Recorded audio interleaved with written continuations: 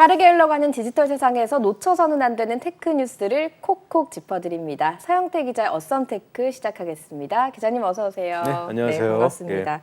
오늘은 삼성전자 이야기를 해주신다 그래서 많은 투자자들의 관심이 쏠릴 것 같거든요. 그런데 제가 오늘 삼성전자가 인도 공략을 한다라는 그쵸. 이야기를 하신다 그래서 인도 공략을 원래 안 했었나라고 생각을 했는데 이게 중국하고 경쟁한다는 얘기예요. 삼성전자가 인도를 진출한 거는 뭐 상당히 오래됐고요. 많이 알려진 사실이죠.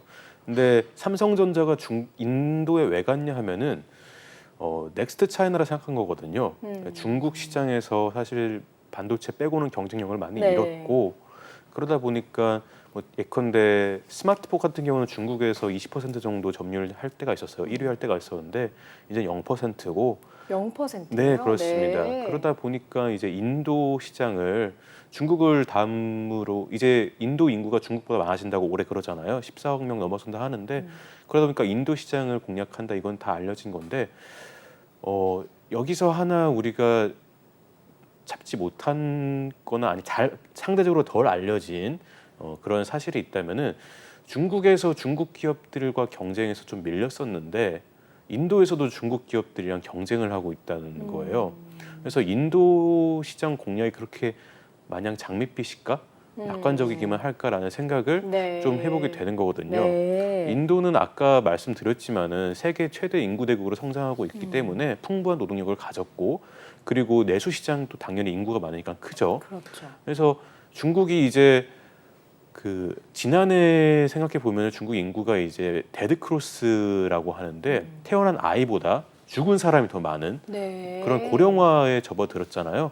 그래서 인구가 이제 많이 줄어들면서 인도가 떠오른다라고 했는데 중국 기업 그래서 피크 차이나 속에서 한국 기업이 인도로 가는 건 자연스러운 흐름인데 그럼 중국 기업은 뭐 할 거냐는 거죠. 중국 기업도 인도 가겠죠. 스마트폰 시장을 아까 점유율에 대해서 말씀을 드렸는데 스마트폰 시장 인도 스마트폰 시장 보면 1분기에 삼성전자가 1등을 했어요. 근데 이게 분기별로 1위가 달라져요. 중국 샤오미가 1등을 할 때도 있거든요. 앞서거니 뒤서거니 하는 거군요. 예, 그렇습니다.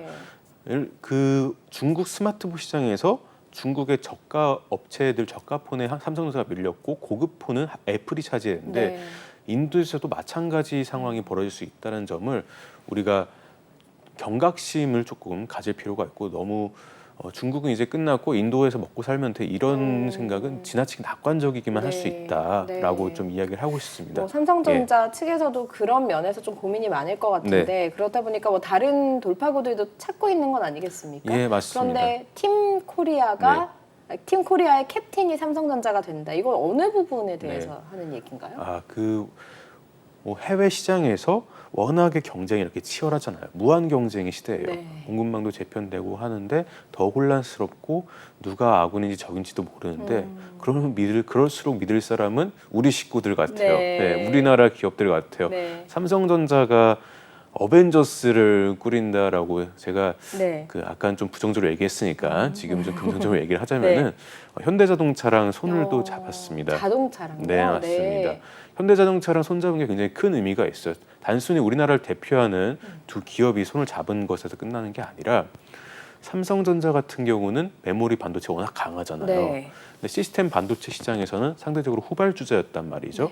근데 차량용 반도체를 현대자동차에 공급을 한다고 해요. 엑시노스란 반도체인데 차량용 인포테인먼트용 반도체라고 합니다.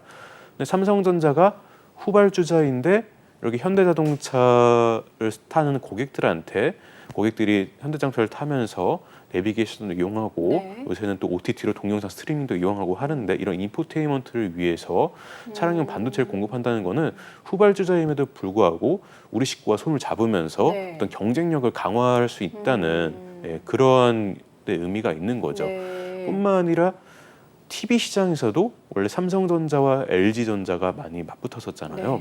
그래서 둘이 이제 협력하는데 소극적이었는데 삼성전자가 LG 디스플레이에 올레드 패널을 TV용 패널을 쓰기로 했어요. 삼성전자가 현대차랑도 손잡고 LG 디스플레이랑도 손잡고 LG 디스플레이랑 손잡은 배경을 좀 설명드리자면 삼성전자는 원래 삼성 디스플레이로부터 TV 공급을 받았겠죠. TV용 디스플레이 공급을. 근데 역시도 여기 중국 끼어드는데 LCD TV를 사업을 하다가 중국 LCD 업체들이 있다 보니까 이게 레드오션이 돼가지고 LCD 대신 하이엔드 고급 제품을 하자는 그렇게 네. 됐었죠. 근데 고급 제품을 한 것까지는 좋았고 우리가 다 알려진 주지의 사실이었는데 여기서 삼성전자가 이제 삼성 디스플레이랑 승부를 본 거는 유기발광 다이오드가 아니라 퀀텀 올레드였어요. 퀀텀 올레드였는데 이게 프리미엄 시장이란 게 워낙에 초기 단계다 보니까 개척하기가 쉽지가 않고 그리고 이 퀀텀 올레드가 물량이 안 나오는 거예요. 네. 예, 물량이 많이 안 나오고 하다 보니까 어차피 LG도 중국에 밀려가지고 이제 프리미엄 시장 그쪽으로 가는 거니까 우리 식구끼리 손잡고 여기 한번 나가는 거죠. 네. 예. 이렇게 서로 경쟁하던 상태였다가 이게 초기 시장에서 손잡는 거는 조금 협력 관계가 돈독해지는 거는 늘 초기 시장에서 있는 일이죠. 네. 예, 예를 들면 테슬라 같은 경우도 폭스바겐이랑 경쟁하면서도 우호적인 관계를 또 유지하고 있으니까요.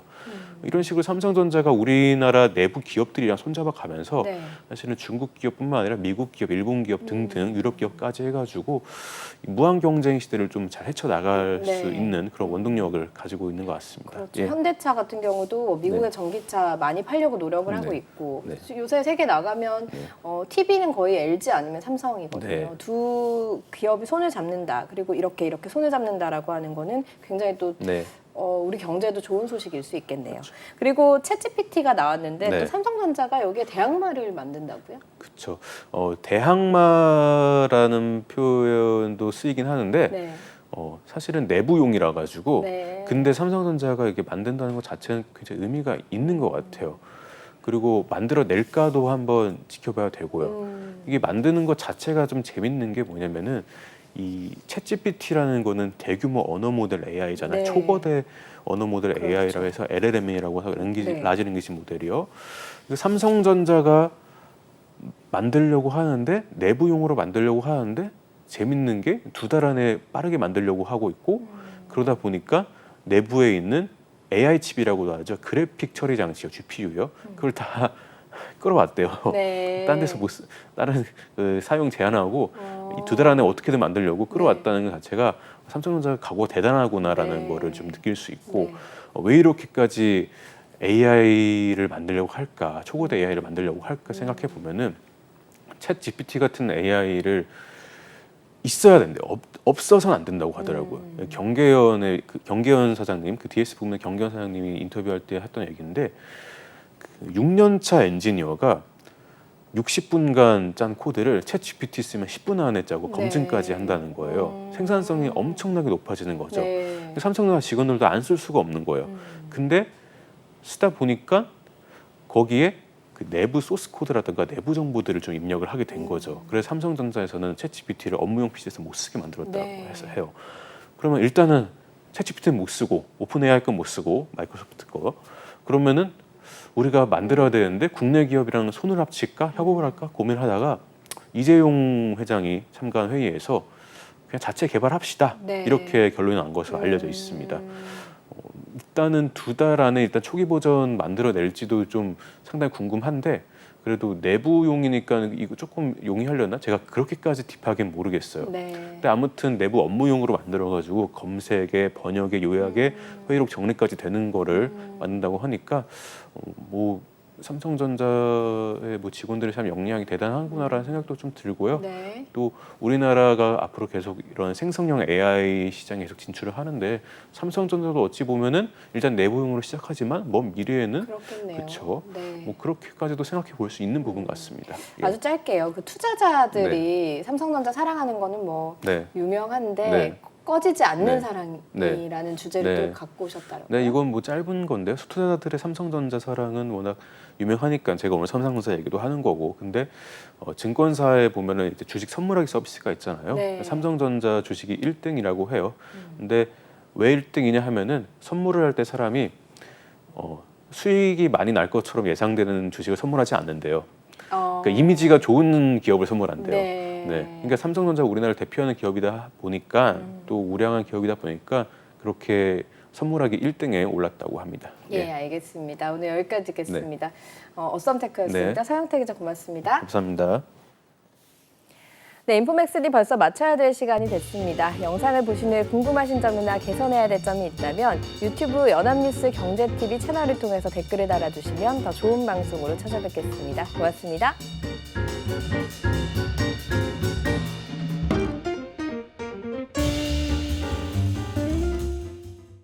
안녕하세요. 인포맥스D 아나운서 강래원입니다. 더 많은 실시간 경제 뉴스와 경제 정보를 알고 싶으시다면 오른쪽 구독 버튼을 눌러주세요.